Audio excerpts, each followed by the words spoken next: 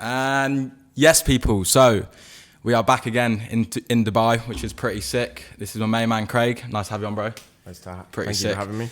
But yeah, we met on Money Twitter, which is pretty cool. He is the self-proclaimed Etsy king, the newest man in the niche, which is, I think, an upcoming market. So yeah, super sick to have you on. We'll do another respect, bro. Super sick. Cool. But yeah, a couple glasses of wine, chill chat, all of that. But yeah, bro, just tell us a bit about yourself, what you do, and how you got there. Okay. Should I speak to you or speak to the camera? That's the kind of thing. Speak to me, or there's two cameras. There's two cameras. I'll speak to you. Speak to me. Yeah, speak to me. Okay, I'll speak. But bit between. We got two angles. Which which super high class. Class. So I'm 22 now. I've been doing e-commerce full time for like over 3 years, probably. So I started originally with kind of Facebook and Instagram ads, typical kind of drop shipping, shitty products, kind of as everyone fucking starts doing. Originally doing that in the UK with a business partner. And then I kind of we switched over to kind of building some longer term brands, right? So I run a sweets brand in the UK, which sells like a specialist licorice sweets brand. So like a lot of UK guys will know what that is, but most people don't know what it is. And then I have a home goods brand in the UK as well. And then for the past kind of year and a half, I've kind of transitioned over and focused mainly just selling on Etsy, selling like jewelry, home goods, and kind of a bunch of other things sick. as well on Etsy. Etsy's like not really normal. So most people are doing like Shopify drop shipping, Amazon FBA. So I think Etsy's like it's a new market, which is pretty sick. Different. It's super new. And you're probably the first person on Twitter to be talking about it. That's how I met Craig. I saw him popping up. I was like, shit, is Etsy actually a thing? Because that's usually how it is. So it could be a really good opportunity for people to basically make some money now.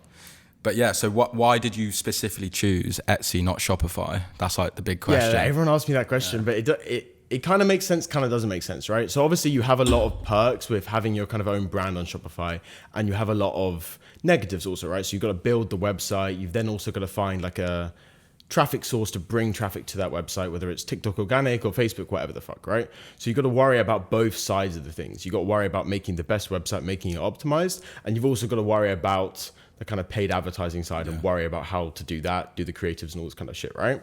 So with Etsy, it's a lot more streamlined. So it's the same thing as kind of eBay or Amazon, but it's much more kind of simple to a certain degree. So you'd say like it's pretty beginner friendly? Oh, it's incredibly beginner friendly. It's almost too friendly because the point I'm at right now is kind of annoying that I can't optimize every single little piece of information. But it's literally built for like 30 to 50 year old women to sell on the platform. So if you have like a super basic understanding of it, of computers, you're good. Whereas if you get dumped into Facebook ads, dumped into video editing, and you have a basic understanding, it's a steep learning curve. That's good to know. On a side note, when me and Craig went on a night out the other night, we were talking. So we had a pretty similar story about working in COVID. So if you just want to dive into that, like what happened in COVID and why was that good for you in business? It sounds quite bad to say, but COVID was super good. For you personally? For me personally, right? For business. So yeah, for business. So I didn't have like any negative things happen in my family. Obviously that's good. But then also just because e-commerce just took the fuck off. Like it went crazy during COVID, right? As everyone knows. It blew up. Like it was just the best thing ever. Like 2x, at least 2x. Yeah, so like I was mainly just getting into kind of properly drop shipping then. Yeah, and that was just gave me such a boost. And obviously if there wasn't COVID happening at the time, I may have got distracted by that, gone into a different industry because the returns weren't there. But because of COVID, it was like, oh fuck, this is really working. Went so much harder into it. And also like allow me to focus on things like you couldn't really like especially the beginning of COVID, like you couldn't really travel, no one really know what was going on. Literally no distractions. It was just we actually had an office. You showed me the picture of the office. Yeah, I showed the picture of the office. Yeah. It's Everyone loves the come up story. I actually think when you're like in the trenches, they call it on Money Twitter, it's actually like one of the funnest times, isn't it? It's so much fun. I remember it's so much fun. I'm gonna pull up the photo somehow on this podcast. We'll get the photo up. Pull it up. Yeah. It was like a little portable cabin office on like a chicken farm, our friend's chicken farm. So how long were you spending there? I don't know. Must be at least like a good 5-6 months, maybe like 5 months. Literally the same as us. So we were doing like Supreme. But yours was fucking lovely. Oh, you were doing retail as well? We were doing Supreme reselling. Yeah, my mate Jeff, he was doing fucking like vintage luxury retail, buying and selling. I was doing like the e-com stuff. And then he had a fashion brand as well, so it's super sick. Yeah, we were doing like botting. We had like a bunch of bots at the time. Bots for what? Crypto. For like Supreme. Oh fuck yeah, Supreme drops. Yeah, it was like Supreme. It was like Yeezys, so like just all bunch the of side Nike hustles. shoes. Yeah. Just all the side hustles. It was good money. It was working. It was good at the time. Like what we were doing is we were using the income from like the Supreme and stuff like this, which we knew how to do, and funneling that back into the e-commerce side of things. Yeah, super. So like we weren't necessarily making a lot of money from e-commerce at the time because we were just kind of figuring out and learning, right?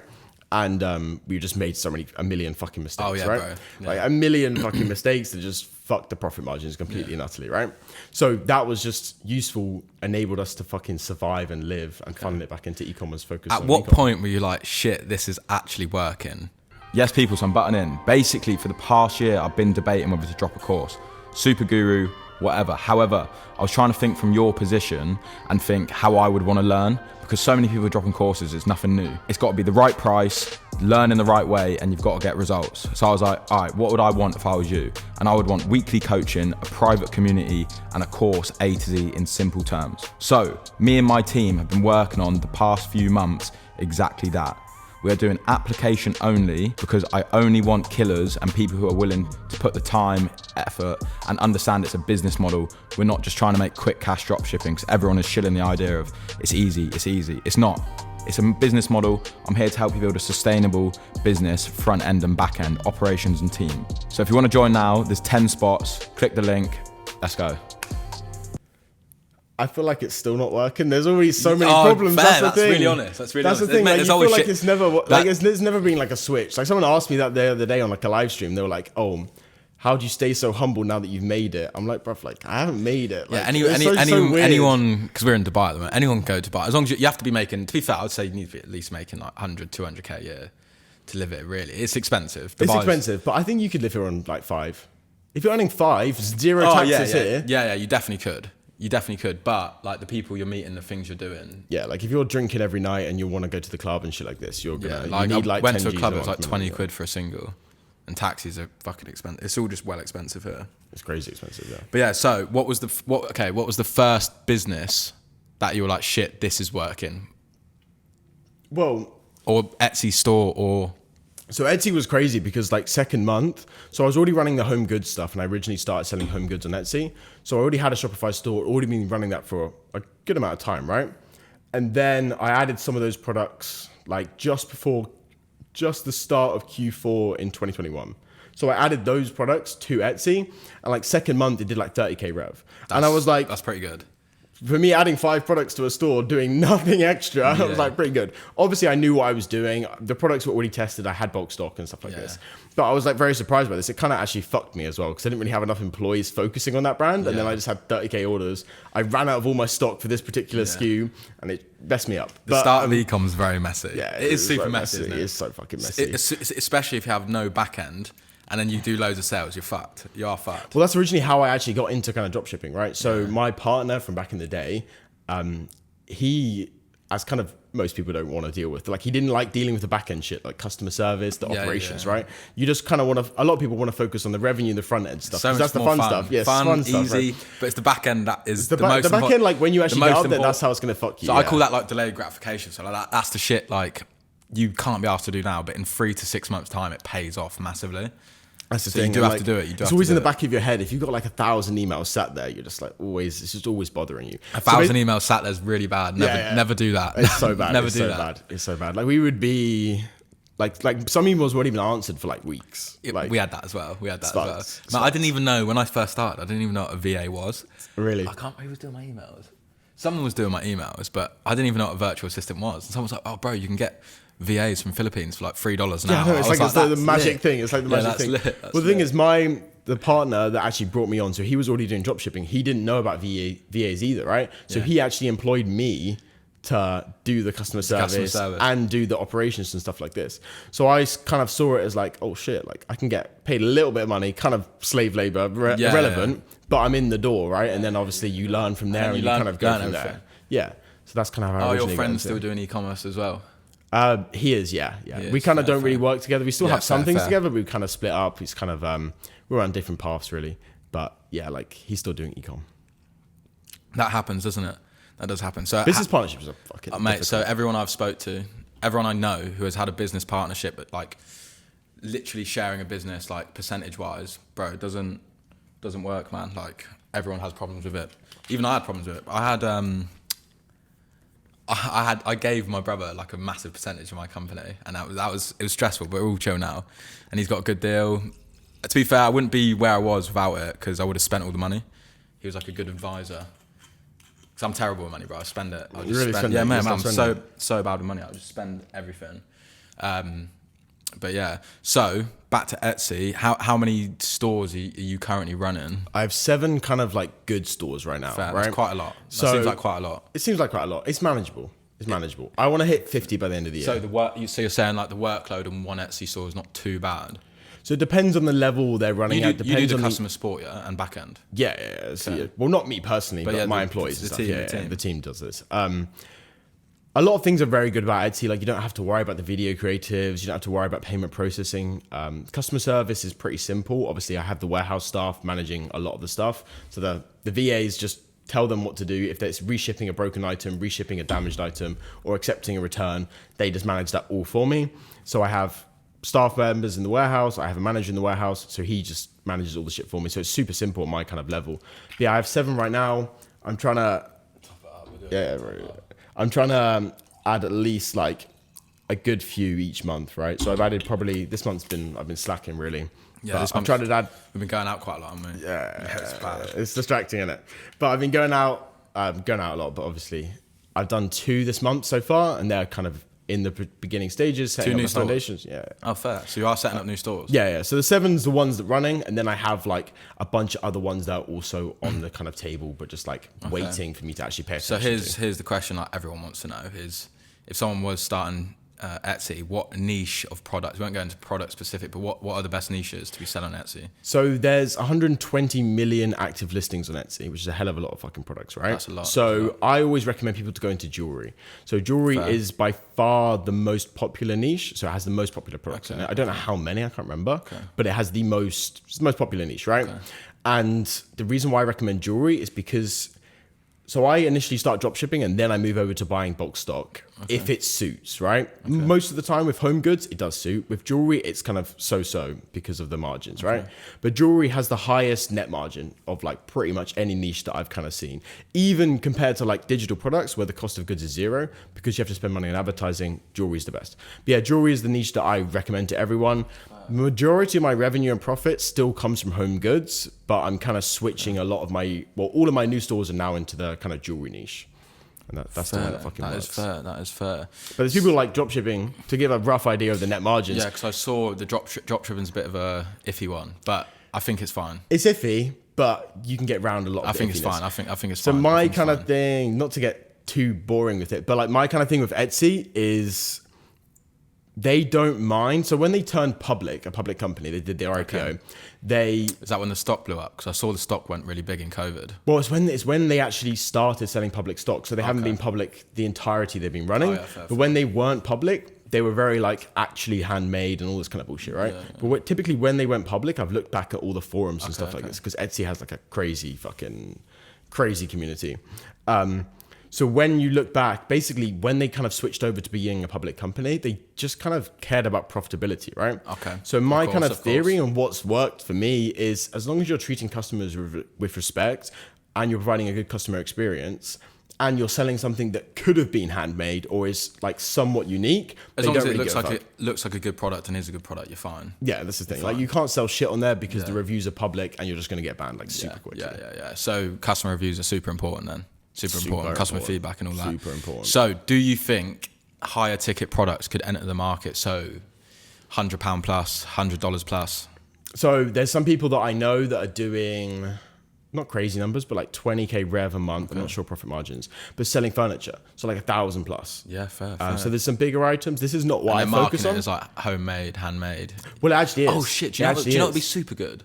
If you were doing like, like a freelancer at home, you're just a woodman at home, like building chairs, you could just sell shit on Etsy. Thing is, like luxury, because you get really good, carpenters. Yeah, bro. There's so many people that should just add it as an extra sales channel. Yeah, that's so true. Like if you're selling like somewhat unique or like giftable products, you should add Etsy as a sales channel. As long 100%. As you can get like, as long as you have VAs connected to the account and you have a connection to your dropshipper or to your ShipStation, you might get an extra couple sales a day. You might get an extra 30 sales a day. Like it's just, and it's so easy as well. Like, you don't have to worry about it. But that's the problem, that everyday carpenter, craftsman doesn't know how to set up or run the back end customer support. So that's where they could come to you, because obviously you just started coaching and shit, which is pretty good. And I think that's super good because literally no one's teaching about it right now. So there's a lot of people teaching Etsy, but not in this kind of niche. Okay, so like, I haven't seen it before. So if you look on YouTube and stuff like this, there's a lot of mums and stuff like this. Yeah, I feel like it's a very female market, isn't it? Completely. Because I saw on YouTube like how to list shit on it. It's all women. It's all women, which is super unusual for like business, e-com. Really, yeah. No, not business. Super unusual for like super unusual for like e-com, like for like online business. Yeah, like for the online business community. Everyone I meet's a bloke. Everyone, yeah. Everyone. That's the thing. Yeah. Rarely. There's been one or two. Like in Bali, there's women doing. Oh yeah, no, there's definitely. Yeah, I've spoken to. But Dubai's pretty male. Very male. Yeah, I think it is. But I think just kind of e-commerce in general and online business in general. So that's good then. So that's good. Female. I think that's because Etsy's definitely branded a little bit differently. Oh, crazy differently. So like, that's why people don't see it as an actual sales channel you can use because of the way it's branded, right? It is just like an Amazon or eBay, isn't it? But it's like marketed differently. And that's why I think it does really well. That's why, because no one looks at it for one. Yeah.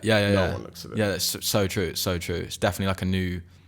Because I was looking at the stock prices, and I think even if you to buy the stock, it could be a good buy. Not financial advice, but I'm looking into it. I think it'd be a good buy.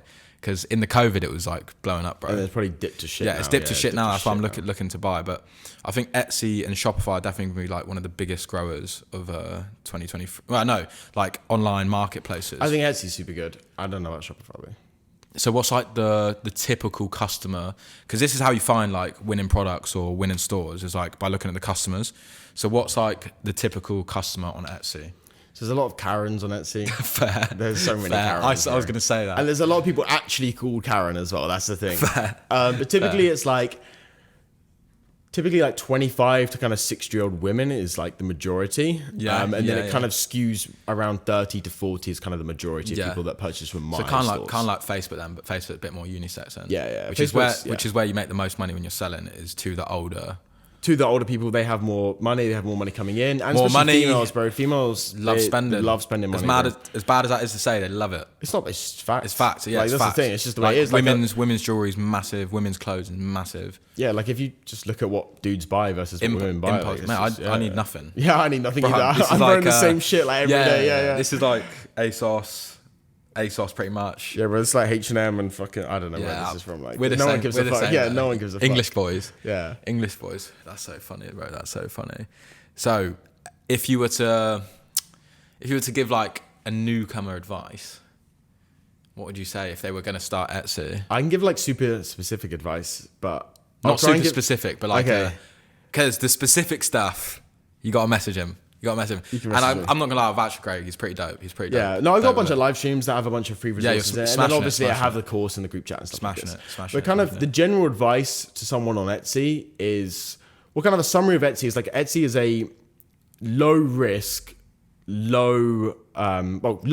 like highly consistent sales channel, right? So it's a low amount of like money you need to get started, like $250 to $300 in the beginning. And it's not a get rich like overnight. Like drop shipping, if you start a drop shipping store or I start a drop shipping store, you can get it to like 5-10K a day if it's a winning product in like 2 to 3 weeks, like very easily 2 to 3 weeks, right?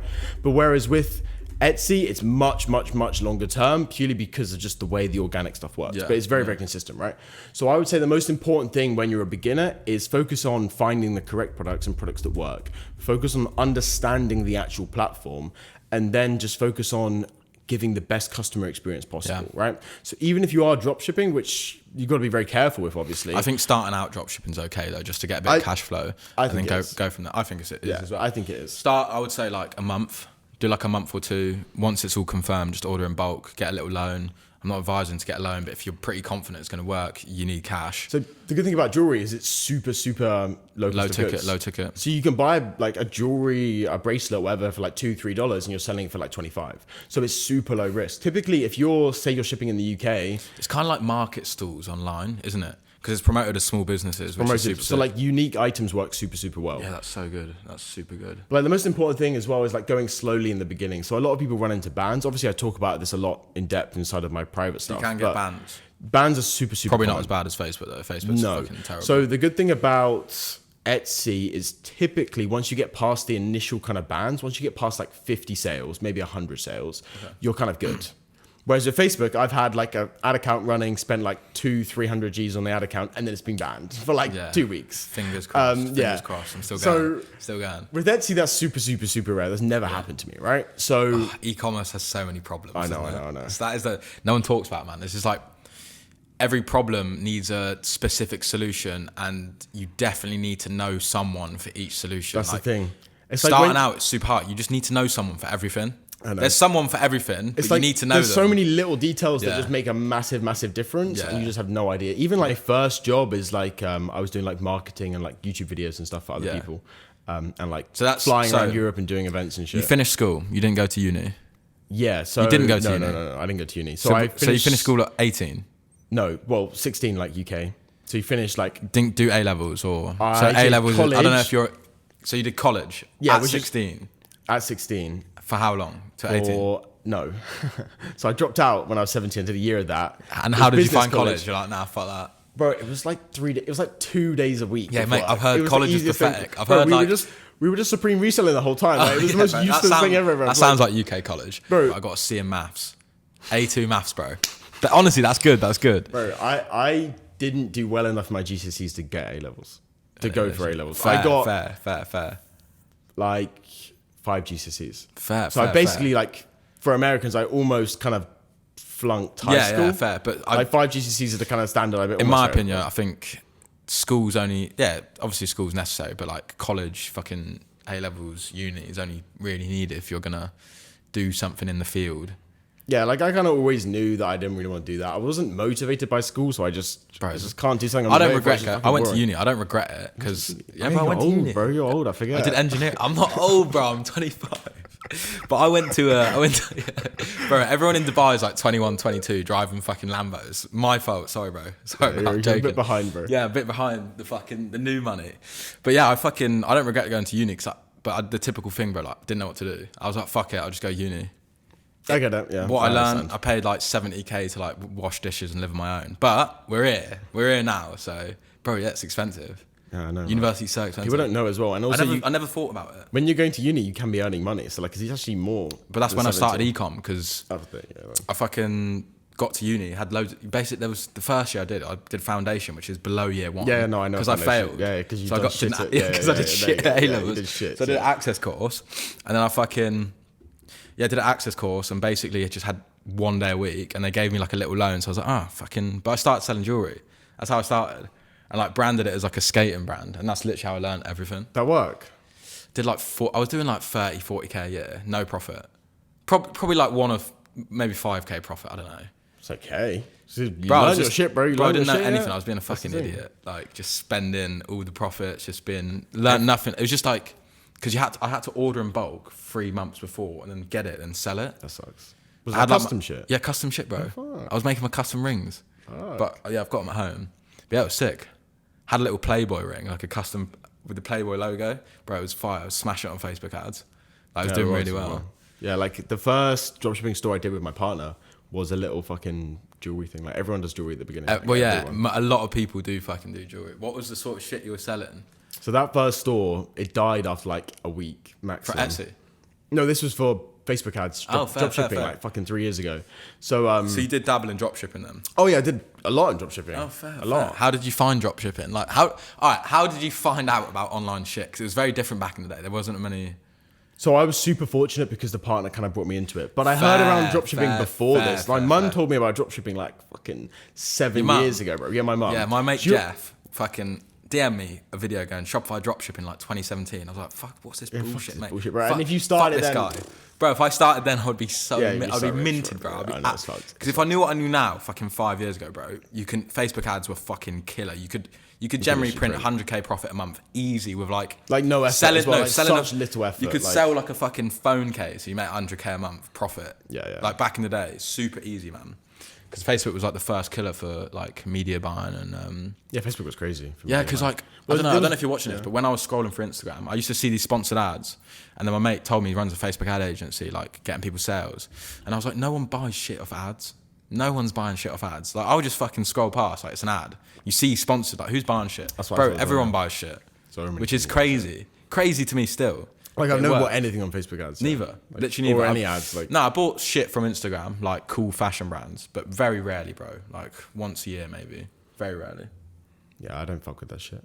But like some of the stuff that I sell at my prices that I'm selling at, I'm like, I would never buy this shit. Like, oh mate, it's mad. Even in Q4, like I was running out of stock in the warehouse, so I like some of my products I almost doubled my pricing, and like I was still getting the same amount of sales as I would have normally got in Q4. Like, yeah, I sometimes think I personally think you shouldn't market on price. I feel like Etsy's a bit different though, because Etsy's sort of competitive marketplace. But like if you've got your own brand or your brand, and actually, can you brand shit on Etsy? Not really. Not really, but packaging. Do you have like a store name on Etsy? You have a store name, but no one really gives a fuck. Yeah, no one really cares. So it is more pricing and image quality. It's imagery. It's literally imagery. It's like Pinterest, but you can buy shit directly on the platform. That's the kind of way a lot of people treat it as. Fair. So there's like favorites and stuff like this, and people create like lists of like products they like, and then they'll come back and buy it and stuff like this. Fair, it's kind of like treated like Pinterest, which basically is treated as Pinterest, but you can buy things directly on the platform. Yeah, fair. I want to I'll dive... get your Twitter up. I want to dive into the Twitter questions. Oh yeah, we got a couple, didn't we? Yeah. Let's do it. Back in the game. So, sad. So we're basically going through, Craig put a little tweet out basically asking questions about Etsy and stuff people are going to want to know. So this is probably pretty relevant for you guys if you are learning Etsy or want to learn. So why Etsy? Why not Amazon? And also, do we need to run ads on Etsy for ranking like on Amazon? If not now, but we need to run it later. So what do you say on this?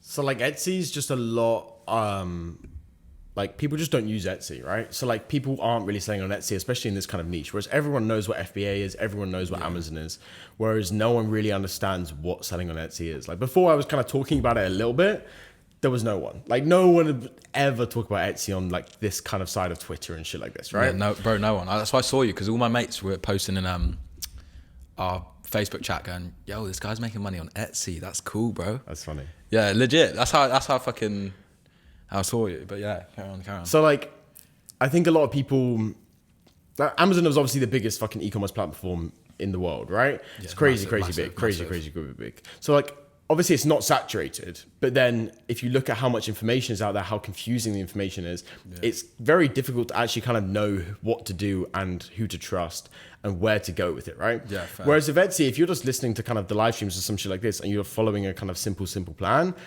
it's a lot easier to kind of get traction and shit like this.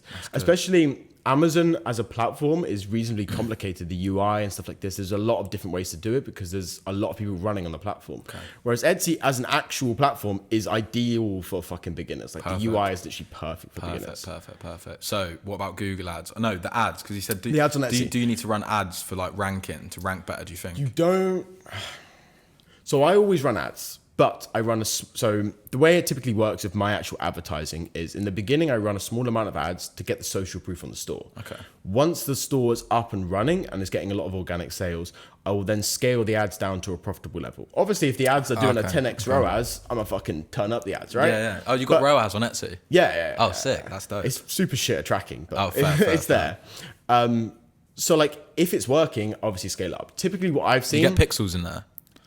In Etsy? No, you can't. There's literally like the tracking is so shit. It's the most basic system in the world. Fair. They did used to have like a thing so you could do offsite ads onto the platform and they would give you a pixel for the actual thing, but they removed it. Yeah, like, fair. It's the useless thing ever.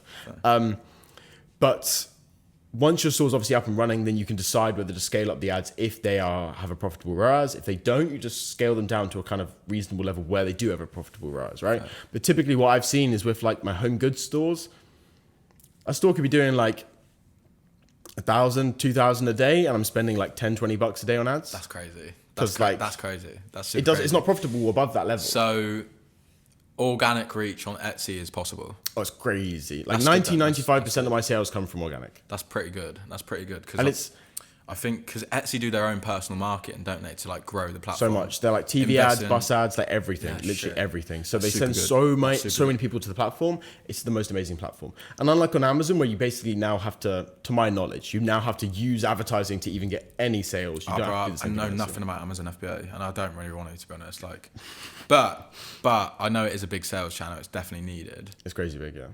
But it's got to be like 30-40% of the market. That's crazy, right? If not more. I thought it was more. I thought it was like majority. It's a lot. But I feel like Shopify's on the come up though. I don't want to chat shit, but I thought like I saw they something were swapped or something like this. Like Shopify's now the biggest, but obviously Shopify's super different. I saw Shopify talking about something like they wanted to get their own fulfillment. Warehouse and stuff. So it'd basically be like Amazon, but Shopify, and people just marketing their own. I think Shopify will keep making it easier and easier. So, Ali from Twitter, Caramel Benjis from you, mate. How much capital does it require to get started on Etsy? So I typically say like $250 to $300 to get started. It's tiny. That's not like anything else. And if anyone says that is a lot of money, like you're not going to do well on Etsy. That's the thing. It's difficult. You need to be able to not fork out, like put together that money, work. I don't know. But if you have a job, so like $250 to $300 over like 4 to 6 weeks is typically what you need if you're following kind of the methods that I teach about. Obviously, like if you don't, it's going to cost you a bit more money, but like $250 to $300 is perfectly possible. And what does that money go into? So that money's going towards the digital advertising in the beginning, and then a small amount of kind of working capital, and also like purchasing a little bit of bulk stock. You can kind of do it within that $300 price point. So in the beginning, you need to pay digital ads just to get the social proof, get Etsy to trust you, and then they start giving you organic. I'm really interested in this because I think Etsy is going to be big. Like, not big, but I think it's definitely steady growth for the next few years, 1,000%. Yeah. Like it's a tiny platform right now. Like, and I'm going to say something, I reckon. So what you could do is take old Facebook winners, dropshipping stores, just plant them, or successful e-commerce businesses, plant them on Etsy. They'll probably do well. Like a lot of people easy as that. Steal products from Etsy and bring them over to Facebook and TikTok. There you go. Like I know someone doing 8 figures a year doing this. On Etsy? No, he's taking products from Etsy that are doing well, using tools, finding what products that are really good, either directly copying them or like copying the design a little bit, bringing them over to TikTok, Facebook, Snapchat, everything. That's sick. So I'm going to ask you a question. What's like the market breakdown per country wise? So off the top of my head, obviously these figures won't add up, but it's like 60% US, 60, 65, 70% US. So far majority US. Then the second country is UK. So it's about 30% UK, I think. I feel like UK would love Etsy. Small business, mums, nice jewelry, nice like handmade purses. They love it. It's candles. I feel like candles would candles fucking bang, bro. Yeah, everything's bang, bro. Candles bang on Etsy. I feel like they do. Bro, like kitchenware, fucking jewelry. Jewelry is so good. Jewelry's so good. I feel like it is. So it's like US, far majority, UK like 30%, and then it's like Canada's like 10%. Fair. And then I think it's maybe Australia's like 7%, something. And that's like this. just going to keep getting bigger and bigger. Yeah, and it kind of goes on a slow sliding scale down like this, right? So to like a lot of places in Europe, like France, Spain, Germany, Italy, a lot of places have kind of couple percents. Because I'll say Etsy's more branding. They're branding it as like a certain type of seller. It's very specific. Whereas Amazon's like just dull. Amazon's just like toilet paper, right? Whereas Etsy's like jewelry. Yeah. This is true. Because it's completely different. Small business, handmade. Small business, handmade, and it's an unique imagery-based platform, whereas Amazon's more of a features-based platform, right? Yeah. So it's like, it's more of a features-based platform. So you're not scrolling on Amazon looking for something that's like has a pretty picture, whereas that's literally what people fucking do on Etsy. Yeah, that's like true. That's literally what people do. Right. So this is a question from A73. Come on. Is it easier to sell 10 items for €10 per day, or 5 items for €20 a day? Do you recommend having the same price class in all your stores? Wait, or is it one easier store to sell with more in 10 items for €10 a day or 5 items for €20 a day? He's basically thinking about profit and revenue. He wants to he's probably seen one of those memes where it's like, you need to sell 270 quid a day to make a million a year. So he's trying to figure that out.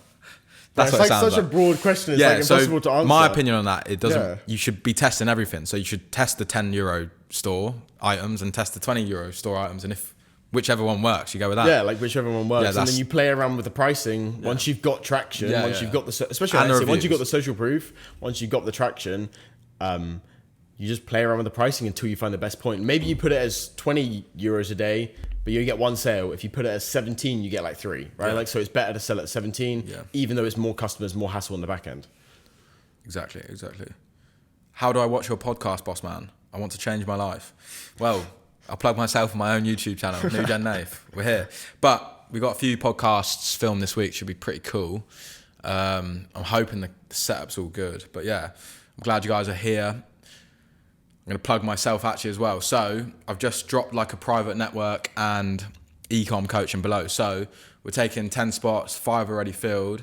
If you want to apply below, just fill out the form and we'll go through your stuff and see if you're a good match for it. But yeah, Naz, with the next question, journey from 0 to 10K a month in revenue. We sort of went through that with the start, didn't we? That's super easy to achieve though. Like 10K rev a month, super easy. That's with like, Etsy? Yeah, super easy. So how many stores do you think someone would have to get 10K per month? It depends on how much time you want, right? So if you don't, like if you want to go as quickly as possible, then you need to open up as many stores as possible, right? And you need to have much more capital. Yeah.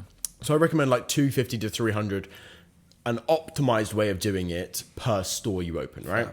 So you can open like 10 stores, go much quicker. It's obviously going to cost you a lot more money and there's a lot more time to put into it. But like 10K rev is like 2.5K a month profit. If you're like not focused on it really, like spending an hour a day on it, you could probably do 10K. Oh, you can do like 2.5K a month profit for a couple months. Like honestly, like relative ease. And especially, I think it's a really good idea for a lot of people is to aim kind of small. Yeah, like, because mate, like even if you're making an extra 500 quid a month, that's like 500 quid is a fucking lot. Yeah. Like a lot, especially of in the UK, bro. For a lot of people, bro. I feel like the salaries are just getting lower and lower. Like so, an extra 500 quid a month goes a long way for someone. See, I think definitely the level that I'm going for, I'm obviously aiming for like 10 mil this year on Etsy, which is obviously it's a crazy number. So hopefully that would that would be crazy. I don't think anyone's doing that, are they? No, there's probably got to be a couple business, but not like. There's like big. There's obviously big Etsy stores that people. That's why it's so interesting because it's so new. It's like super different, yeah.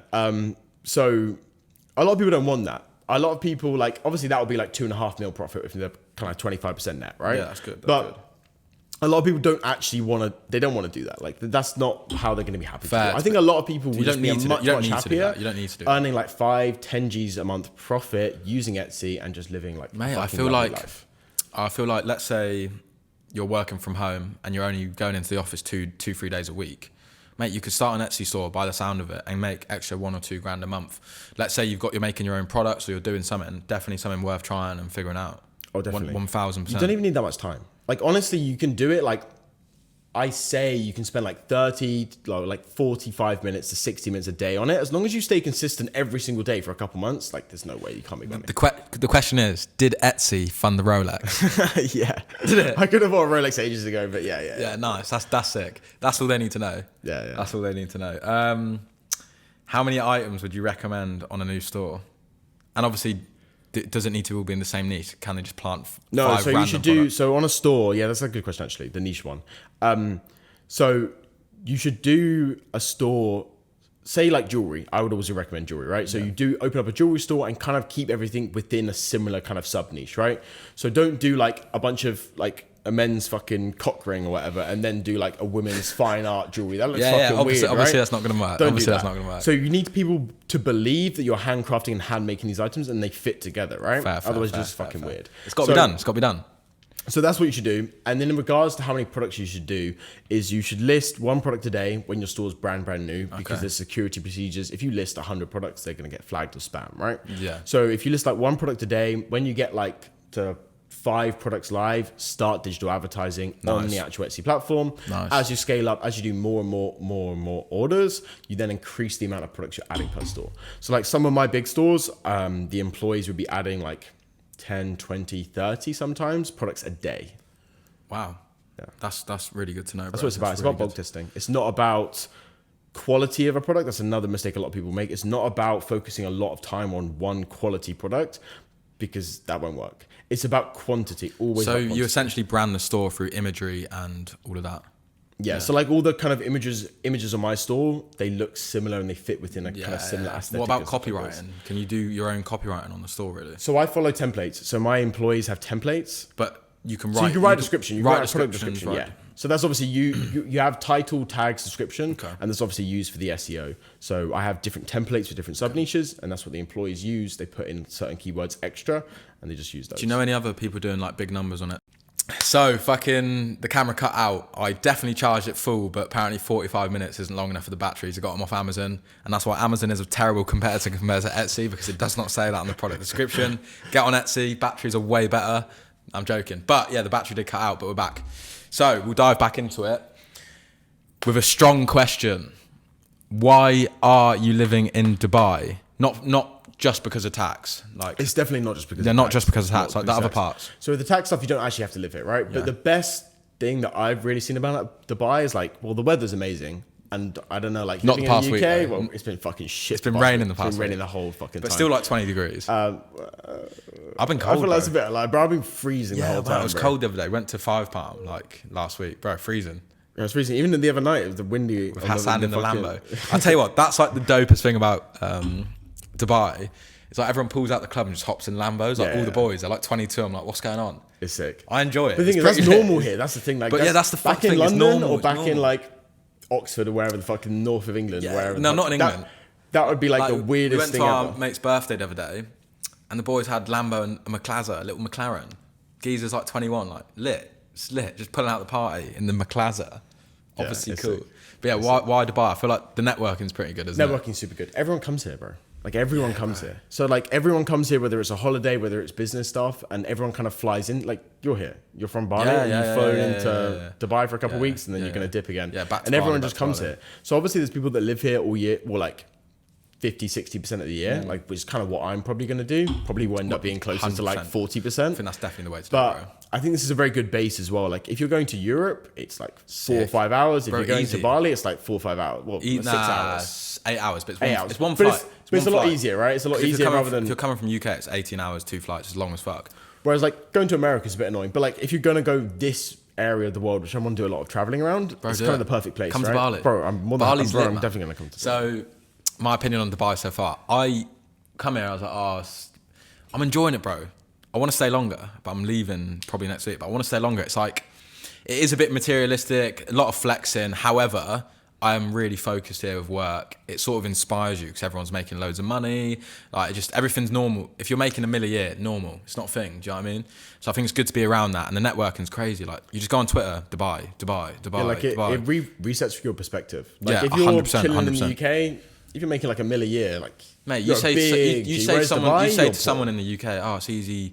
You can make 10k a month on a laptop. They're like, fuck off, mate. Fuck off, you're a fucking UK. I feel like there's not many people in UK, like the people in the UK doing e-com. It's very niche.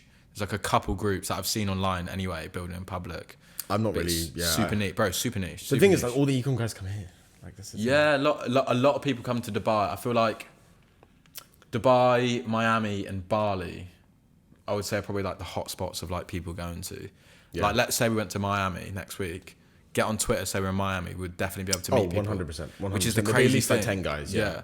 So if anyone's wondering like how would you get involved in a network, I would say literally just focus on working, making money, building yourself, and then start building like a kind of personal brand. So either Twitter, TikTok. Yeah, like that's how we met. Like I have met on Twitter. Tiny Twitter following, like a couple thousand followers. Tiny bro, but it was something new. You saw me, we met, and we went to a couple parties together. I introduced you to a couple other e-commerce guys, and then you've now met all them. You came the other night. It's like 5, 6, 7, 8 big guys in the e-com space. Bro, massive. It's just easy like that. Yeah, like you build yourself up a little bit, get a bit of knowledge. Don't be just chatting shit when you don't understand what you're talking about, because everyone's just going to ignore you anyway, and you're going to just look like a dickhead. But once you've got a little bit of... Mate, it's so repetitive though. Like you go to these dinners and like, what'd you do? E-com. I know, right? Nice. Everyone's doing e-com. I haven't met anyone like, because there's a lot of crypto dudes in Dubai, isn't there? I haven't met any. Really? Nah. I met a couple. Have you met a couple? Like just here on crypto? Yeah. Straight crypto, no business. Straight crypto trading. I think that's mental. The kind of like personal branding side as well, because obviously when it's because obviously they're not when it's down, bro. Yeah, fuck, you can't. I don't think you can think you're just going to buy crypto and become a millionaire. I don't like that. Fuck that. You want cash flow. You want business. Well, I've met some people that have made, back in the UK, I've met some people that have made like a lot of high money. 6 figures, 7 figures. And then spend with crypto. No, not spent it all. They're just boring, bro. Yeah, well, yeah. But they haven't done anything. Yeah, mate, like, obviously, it's hard. Nah, like, it's gambling, bro. Months, it's gambling. It is gambling. You're fucking gambling. When it's up, it's easy. Like, it's to a easy, certain bro. degree, it is easy, right? It is easy. It's easy. Yeah, Bro, I don't want to say it's easy, then someone be like, oh, it's okay, super it's fucking easy, hard. it's easy, but it's hard to pick the bottom and hard to pick the top. That's hard. Yeah. You're never gonna like, do that. That's the to most greedy, difficult bit. but they're just boring, bro. Boring, bro. They don't have any stories. They can't interact with anyone because everyone's like, okay, cool, you made money from crypto. What did you make it in? Oh, cool, that went up. That's it, bro. Yeah. Whereas e-commerce, there's a lot more depth to it. You have employees. You have all these cool fucking stories. I still feel like, in my opinion, e-commerce is a super easy business model. However, if you don't know the people or there's a lot. It's an easy business model, but there's like so many components, so it gets confusing, and you need to know people for certain problems. So in that case, it makes it difficult because the general person in the general public is going to try once, get one of the problems, but oh fuck this, I ain't quitting. Which is, I think, generally what happens, isn't it? Most people quit like super early. I quit super early. You quit? Well, dropshipping e-com. I didn't even start my store when I originally did it. Like, I built a website. You stayed in the online because most people would stop online stuff, just get a job. So why didn't you get a job? Why were we like, oh, I don't like being told what to do, bro. Nah, neither, bro. I just hate it. What have you had any jobs? Yeah. What? I've had a paper round since I was 12. Nice. Like 11 maybe. Bro, I did a paper round once and like really? couple times quit, bro. Bro, I did it 7 days a week, bro. 5 7 days a week, I'd be like having parties. What, no, 5 a.m.? Nah. Mine was 5 a.m. paper round. I relaxed horrible. like 7 a.m, bro. Yeah, like, mine was 5 a.m, bro. I was getting up in the dark, snowing like, bro, what is my life? I'd always get complaints, bro. I'd have the Sunday papers were fucked, bro. I'd have 2 massive sacks like this big, like on both sides. It was fucking, I got back problems from that, bro. Yeah. Like 20 quid on a Sunday, bro. That's not bad. Sunday rounds are the best, bro. Sunday rounds are the best. It was 20 quid, bro. Yeah, but that's not bad. When you're like, what, 15, 16? Yeah, for like an hour's work. Oh, sorry. Bro, that's sick. What other jobs? I worked in Domino's for 5 years. Legit, bro. I was Domino's driver for like 17 to like 20. Oh, you're a driver? That's okay. Nah, yeah, 17 to 21. I was driving. It's good. And my other job's a chef. Those are the only jobs I've ever had. Shit. Mental, bro. Bro, Domino's pizza delivery is the best job when you're starting a business because you work like 3-4 hours in the evening, make like 30 quid or 30 quid in the evening, but you work on your business in the day and then actually get real money because you're not making money when you're not making money. You're losing money. You're losing money. Yeah, but pump that straight back in. And yeah. Just carry on. And then it eventually works. But I used to always drive around smoking darts, obviously, but I've quit smoking, which is always good. But I'd drive around and just thinking about business, bro. Calculating, take a pizza. Calculating. It's like super easy. You don't have to think about it, really. You just put in the maps on. Bro, it's such an easy job. Such an easy job. So if you're in uni, get a pizza delivery job, make bank, get a little side hustle, online business. A lot of people do Uber and stuff like this as well. Like, yeah, that's also a good one. That's also a really good one. So what else? So you did newspaper. I worked in like a hotel for like a couple of weeks and then got fired. No, If it sounds bad, you're smiling with a bad face. Nah, it wasn't bad. It wasn't bad. Fair. But I'm just embarrassed because I worked there like a couple of weeks, bro. Fair. And basically, I asked for like a day off or some shit. No, I just couldn't be bothered. Basically, I think it was fair. Have you ever been fired? Have you ever been fired from? I have. I got fired from my paper round, but then they rehired me like because I kept being late, and then they rehired me like 4 weeks later. Because no one else took the job. Because no one else took the job. Yeah, fair. I got fired as a chef. So I like blagged my way and being like a professional chef, bro, in Raymond Blanc's restaurant. Not like the legit, like one of the chains. Yeah, one of the chain ones. And the first day I got there, they were like, "You're a fucking no." idiot. They were like, "Can you make a pistachio souffle?" I was like, "What's a pistachio?" I didn't even know what a pistachio was, bruv. And it was green. I was like there with a recipe going, "Fuck me, mate." All the chefs helped me. It didn't last long. It really didn't last long, bro. But that was good. That was super good. Great memories, bro. I worked in Waitrose for like 2 solid weeks. 2 weeks, bro. No, everyone's working. It was maybe like a month, but like, that's still pretty short compared to everyone else. Bro, because most people, that's the typical countryside job, bro. Yeah, Waitrose. It is Waitrose. Waitrose is a sick job. Yeah, it's a great job. You do fuck all, but it's like people the most stay there for ages. Yeah, people they'll finish school and they'll go Waitrose. Bad, bro. It's actually, in fairness, out of all like the kind of bottom kind of like minimum wage wagey jobs, no, Waitrose is really good. The best one. My brother used to work there. Used to get like shares and shit. Yeah, like you get shares after bonus, like you've been in the company like 6 months. You get discounts. Bro, Domino's is lit. You get tips. Yeah, tips, and bro. every time you drop a pizza off, you get like £1 or £2 delivery fee, which is more than your petrol. So the more deliveries you do, bro, I'd finish the shift with like an extra 10 10 to 20 pounds in my pocket, straight to the pub on the beers. But apart from that, you could have saved it and put it into the side business if you wanted to. Yeah, very like good times. Good times, yeah. So you just newspaper, hotel, Waitrose, and then just straight into Waitrose, then obviously college, and college. So I was doing Waitrose while I was at college, I think, something like this. Yeah. Actually, bro, I literally was at Waitrose for like 2 fucking weeks. Yeah, fair. I still have the uniform actually, and I still owe them the money or some bullshit as well. Yeah, fair. It's fair, fucked. Fair. So I quit there because they couldn't give me days off because like everyone there was like fucking 50, 60. So they'd booked days off like years in advance. So I couldn't get a day off like with like 3 weeks notice. And then I went and did 9 to 5, like an apprenticeship. And that's where I kind of... Did an apprenticeship? Huh? Did an apprenticeship? Yeah, so I left college after a year, but you have to stay in full-time education until you're 18. Oh, so I was forced to get an apprenticeship, which was actually the best thing ever. So it was selling like hardware servers and stuff, like high-end computers basically. Yeah. So it was technical sales, it wasn't sales at all. Yeah. But so I was building like servers and stuff like this, so I know how to build computers and like high-end servers. Way. That's good. It's quite cool. That's cool. That's good for like brain stimulation. Honestly, I came into that Definitely company like super like shy and timid and like very That's bad good. personal skills. Like obviously once you get used to someone, I was fine, but like I was super shy when I'd first meet someone, right? So that kind of forced me because I would basically get told to go to events. Obviously I wanted to do it, but I would like push myself out of my comfort zone to go to events and stuff like this. And I'd be filming, I'd be presenting at these events. And because I'd be meeting like hundreds of people in a day, trying to like cold pitch them in the event. Yeah. Like it grew my people skills crazy. Yeah, I got a question for you. What would you say for the person who's sat watching this podcast right now, who has been trying the side hustles, not making money, and they're in the position where they need to get a job and they are deciding whether to get the 9 to 5 and then put the side hustle on the back burner? What would you say to them? If they feel inside they should be not getting a job, because I think jobs are good, people should have jobs. But if they feel inside that the 9 to 5 is not for them and they want something more, what should you say to them if they're about to give up? What's the motivation? It's difficult because like if they... So why didn't you ever think about that? So for me personally, it was never an option. There was no option to like get a job. It was like, I'm fucking doing this. It was happening. More like you're super, if you're young, if you're under like...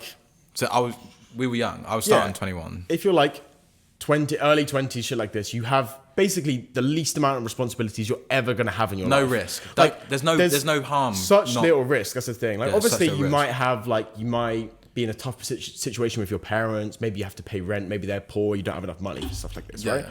But I would say like rather than getting like a typical 9 to 5, like, and if you actually need the money, you kind of need some cash flow anyway to run some shit. Get like a shitty job, a couple days a week, and just use all that money and pump it straight back into your stuff. Like being like super practical about it. That's the best way to do it. Facts. But you're gonna get some girl pregnant in the next like 5-10 years. Then you've got a fucking kid to worry about. Yeah. Then you've got a girl to worry about. Then you've got a house to worry about. Then you've got like grandkids to worry. Like it'll just all disappear before you. And for me, because COVID came, and I was like, perfect. I don't need to get a job. I can just sit. Because same as you, I had the shed. Sit in the shed and work on the laptops, and it fucking worked. So there was no second option. I was always in my head like, it's happening. We're doing it, bro. It's crazy. I'm grateful. Are you grateful? I would look out the window in the morning, I'm like gassed. But sometimes I forget about it, and sometimes like this is mental, bro. It is mental. There's so much stress. That's the thing. There's a lot of stress. So like when you're in the stressful moments, I kind of like it. But no, stress is good. It's different. I feel like 9 to 5 problems are different, man. Like when you're starting off e-com and you're actually running loads of business and you're very busy, you have problems from when you wake up to when you sleep. And if something goes bad, it could be really bad. Like your business can get shut down with a click of a finger with problems. What I like is if you're in a 9 to 5 and your boss makes a mistake, or like your boss tells you to do something and you know it's wrong, you still have to do it. Yeah. It's their fault and you can't take any responsibility. I don't like that. I like the responsibility. I like it being my fault. Like I kind of thrive on that because like same. It's the best. Like it just feels good. It just feels better. So for me personally, I always knew I was going to be doing it myself. Like even it's just how it was going to be, and it's how I think as well. But my problem for me is like sometimes I'm too direct with my team. Like I'm like, do this. I'm like, fuck, I should have been hello. How was your day? I do the bro, same I completely fucking forget. shit, I'm like, bro. I do the same shit. Right, this needs to be done. This needs to be done. This needs to be done. All right, why isn't that done? Why isn't that done? Bro, I'm too direct. I'm way too direct. So I need to like learn how to empathize with people sometimes. So maybe I'm a terrible boss, but sometimes I think I do pretty well sometimes. But you do need to. There's a learning process with everything. Managing teams is difficult. It's really difficult. Yeah. So what I learned is hire and fire. Just bro. If they're shit, fire them. Literally the same shit. Literally. Because what I used to be ruthless, bro. Like just remove emotional connection. I used to keep them on, but like, no, sorry, bro. Do you know what I did? One of my techniques when I first started, I would give people if they were doing shit, I'd be like, here's more money, try again. Swear to God, didn't work. But the thing is, if an employee's not doing well right in the beginning, the first 3 months, that's the period where they're scared they're going to get fired. So like, if they're not doing well then, they're just going to take the piss. Bro, I never used to think about it. Bro, it's so difficult. I've made now I'm just like, if they're shit, done. You have to just fire instantly and rehire. Yeah, bro. And also, you got to be aware of the manager as well. So I actually had my mum managing. So for the sweets business, we had like maybe 10 staff at the kind of peak, right? Maybe up to like 12 with some part-time on the weekend and stuff like this, right? And my mum was actually managing it and she was just too nice. She just wasn't keeping track of things and she was just too friendly and just too nice, right? Yeah. So I sacked her. Yeah, you sacked your mum? Yeah. That's intense. So, how did that go? And, like, it was fine. She didn't, to be honest, she didn't want to do it. Like, she was kind of doing it out of like goodwill and she wanted me to succeed and stuff like this. So she was kind of doing it out of goodwill, but obviously it was a bit awkward, but it's fine. So she still works for me, but just a different thing. I just removed some tasks. Yeah, I feel like that's a UK thing, man. Like, I've got my dad working with me as well. Yeah, I feel that's a very UK thing. It's the best way to do it. Like, it's the best way to do it. You got to be super careful with it. So, like, when we started the sweets business and scaled it, it wasn't family, but it was like friends of friends. Okay, and that's where it gets really difficult. Here's a good topic. Would you suggest working and sharing a business with your friends? Honestly, most of your friends, no. No, just I personally think straight. So if you, bro, but you always hear horror stories. There's always horror stories of business partners and problems. It's always like money changes people. Like it's difficult. Like money does change people. Like it's. Nah, I think if you've known someone for a very long time, I don't think I've personally changed. I'm exactly the same. But I think when you are making a lot of money in, let's say you're sharing a business, because there's more pressure, there's more going on. So if you've got two different opinions and you don't agree on shit, you're just gonna. It's like having a girlfriend or having a boyfriend or whatever you are doing.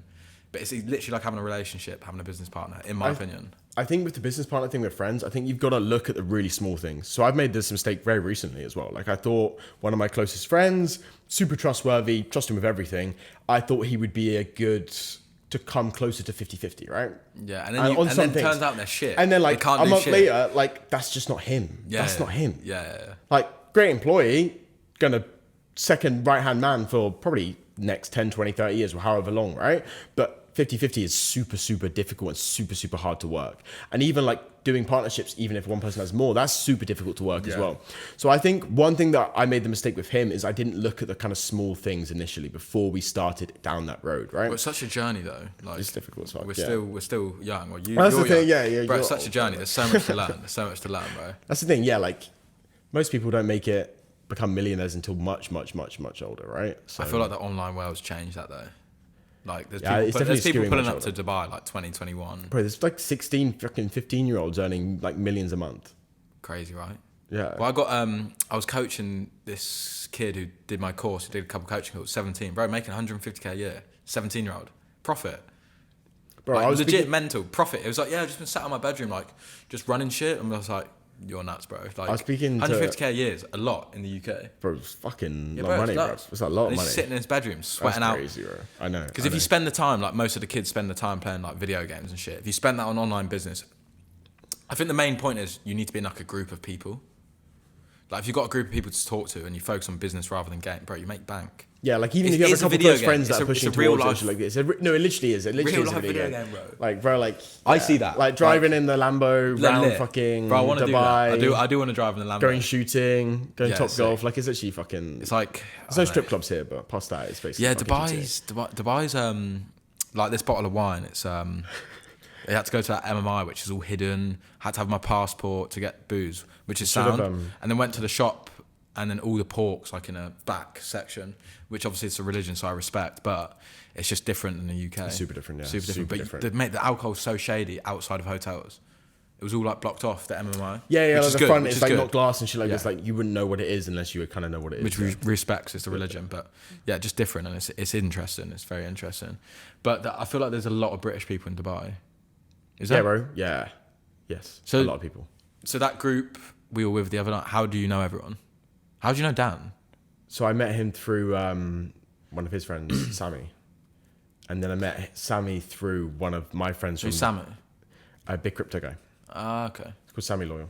Dan, yeah, everyone's young out I don't know Sammy too well, but I met Fair. met Dan, and Dan was the only guy at the party that was doing ecom. So I was like, Dan, you're cool, you're English. There was people at the party not doing ecom? Bro, they were doing like a bunch of weird shit, bro. There was like a bunch of... Sammy knows a bunch of people. Like, every time I'm out, ecom. Ecom. That's the thing, yeah. Ecom. Bro, everyone, yeah, ecom. Where have you been to? Bali in Dubai. No, I mean like here. Oh, ecom parties. Yeah, there you go. Yeah. You're just messaging party. Twitter guys, ecom Twitter guys. Yeah. So like, I haven't been to any. Yeah. So there is more to Dubai than just ecom dudes. Then that's good. That's good. Like the event at the weekend, there was like so many sales guys, so many OFM guys. That's what I was gonna ask. So you had a little yacht party. Yeah. Tell us a bit about it. So it was with a private networking event group that I'm inside of. And like we flew out, I think it was about 70, 80 guys flew out to Dubai from all around the world. That's nuts. And like the first day I was like a speaker and we were doing like masterminds and stuff like this. One about sales, OnlyFans management as well. And I was obviously doing e-commerce. And then we all went to the club and went for drinking and shit like this. And then the second day we all rented like a big ass fucking like 150 person yacht. Yeah, couple guys got a bit Larry, ended up in hospital. Yeah, it's not good. It's not good. It's not good. It's good English night out. That was pretty standard thing. How expensive the yachts is? Because we got them on the other day. It was pretty big, man. It must be like $1,000 a day, surely. I don't know. I think this was a big boy one. Yeah, like this was like big one. Yeah, that's big sick. That's one. sick. That's sick. Do you have music and stuff? Yeah, sound was good. Music. There was bedrooms downstairs and shit. There was a bunch of bedrooms. Sick. There was like 5-6 bedrooms. Yeah, that is lit. There was like, it was a bit funny. There was like 80 dudes and like 5 girls on the boat. How did the 5 girls get on the boat? Are they part of the no, community? They're not part of the community. No, fair. but they were just like all the dudes. I don't know, like, captured from the mall, bro. Just bought on. Yeah. All the dudes like hi. Yeah. That's so cool. I feel like Dubai's like quite like that. There's a lot of blokes. Yeah, there's a lot of blokes there.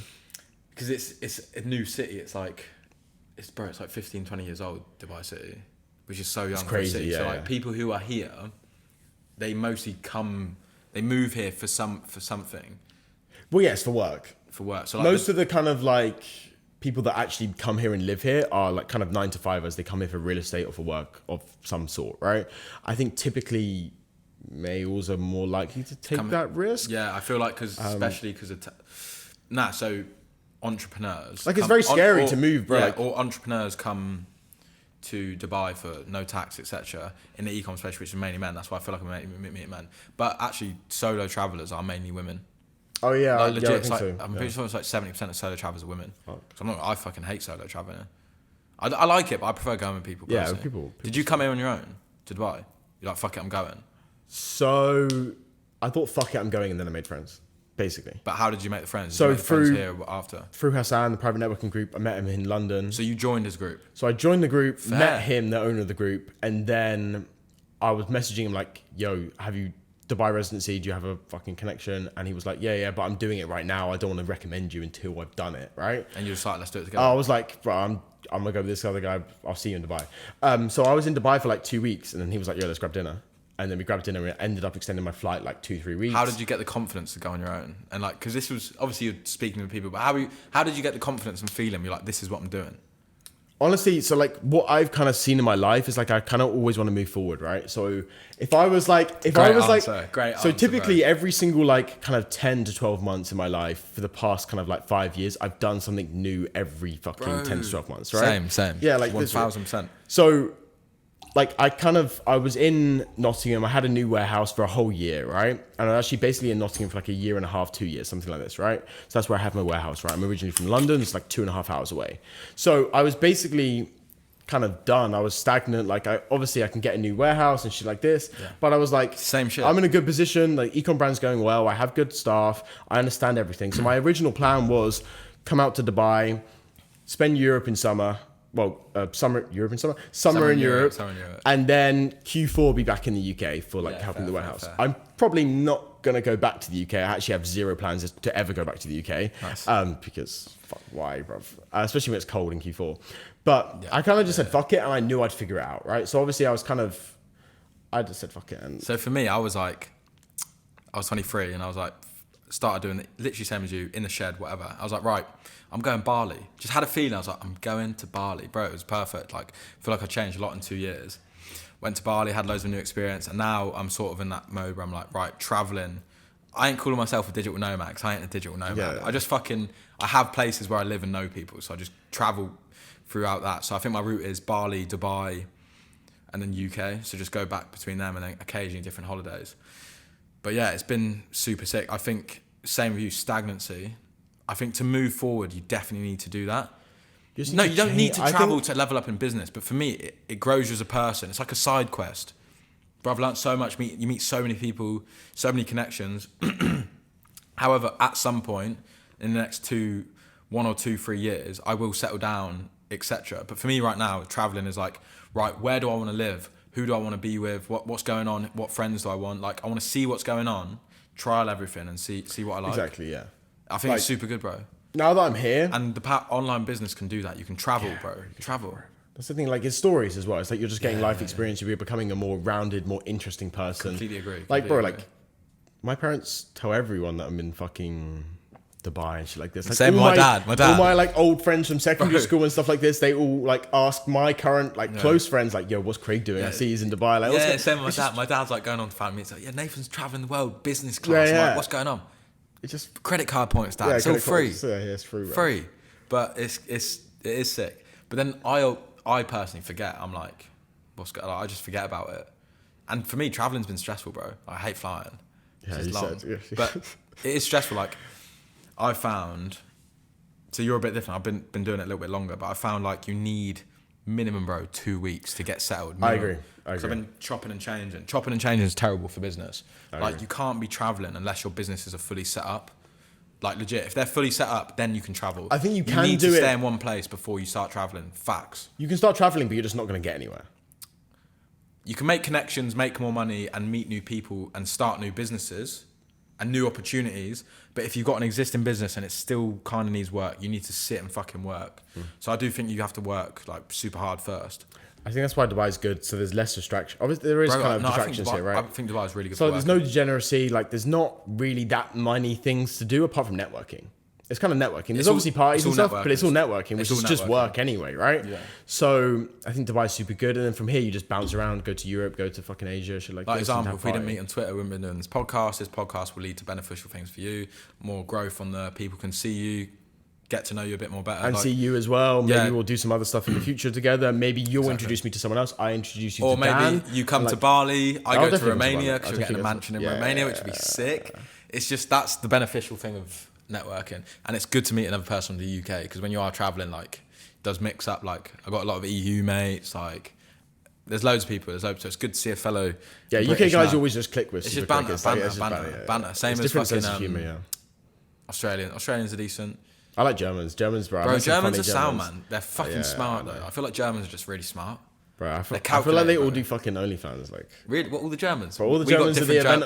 Bro, we got different Germans. We got way different Germans. All my German mates are like e-com, dropshipping.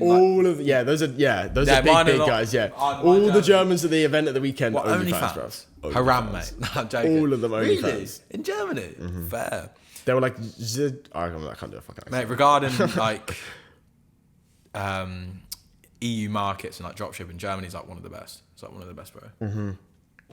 It's crazy good, bro. Like, so's France, so's Spain, so's like Czech Republic, so's Nordic countries. Yeah.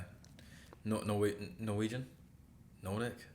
Yeah, like Nordics, whatever. Sweden, those fucking places. Nordic countries. And then also like Netherlands is super good. There's another website. Netherlands is super good. You heard of Bowl? Bowl.com. Bowl.com, no. So it's like Netherlands and like Belgium, I think. It's like their Amazon. People are running fatty numbers.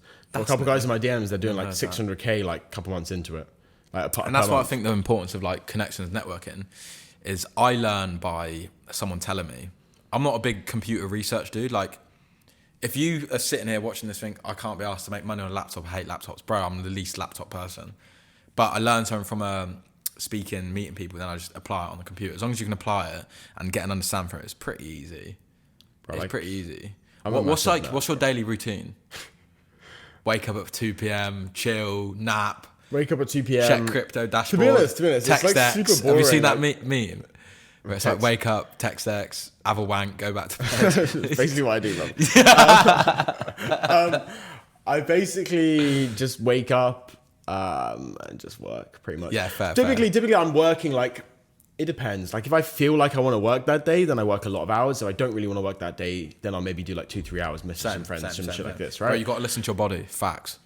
And Bro, that's what you can't do in a 9 to 5. I think you should always do something. I think you should always do something that day. You've got to do something every day. I've never had a day off Neither. in like 3-4 years. Like even if it's Christmas answer Day one and email. like this. One email, done. One email is like something. You just something. There's always something. There's always something to do. So I typically do a little bit of something. So in the morning, I'll wake up, like check there's no like catastrophic errors, which typically because of the time zone, it's okay. Check there's no absolutely terrible things. Check like my fucking, all my money's not gone. Yeah. As long as your money's there, you're sweet. And then I kind of just, what I do is typically the night before is I write a to-do list of what I'm going to do the next day. So it's all on paper. So I have good sleep and shit like this. So I just go through that and I just do it. And then I eat late in the evening and typically go out with friends and late in the evening. So when I work in like seasons. I'm a seasonal worker. So I'll do like I'll do like 2 to 4 months of like solid work, do fuck all, barely drink. And I'll do like 1 to 2 months of like chill holiday party. But my routine when I'm fully working, I think that's the way to do it, bro. Because once you set shit up and it's running, you don't need to work. In some online businesses, unless you're doing calls and shit. But I do wake up at like 5 or 6, fucking work until like 11, go gym.